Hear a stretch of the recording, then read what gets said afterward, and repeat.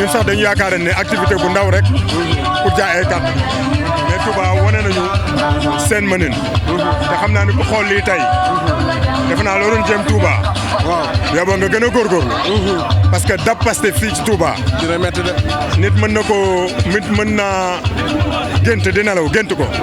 waaye dans la réalité bu yeewoo dina xam ne c'est impossible te Touba c'est des militants convaincus dañoo bëgg Ousmane Sonko du ci alal du ci leneen parce que li fi teew nii yëpp boo leen xoolee mag ndaw góor ak jigéen kenn transporté wul kenn militant yaa ngi nii bëgg Ousmane Sonko yaakaar ne moom la yàlla jaarale mbir mi ci moom mu mën pour ñu soppi Sénégal donc loolu la amoon lu may wax sama waa ji nag Cheikh Thioro mais remontada bi day mujjee am wala non sama waa ji day jëkkantu mais moo la gën a xam ne songu na gaynde de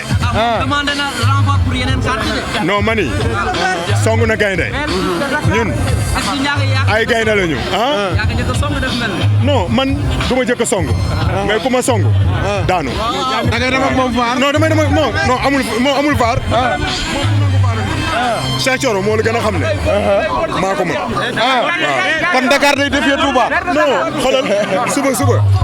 ngeen gis lu raw li ngeen gis Touba inshallah loolu nag moo neex ci Pastef dañuy foo di ree absolument ci jàmm ak salaam amul rivalité amul dara kenn ku ci ne loo indi Pastef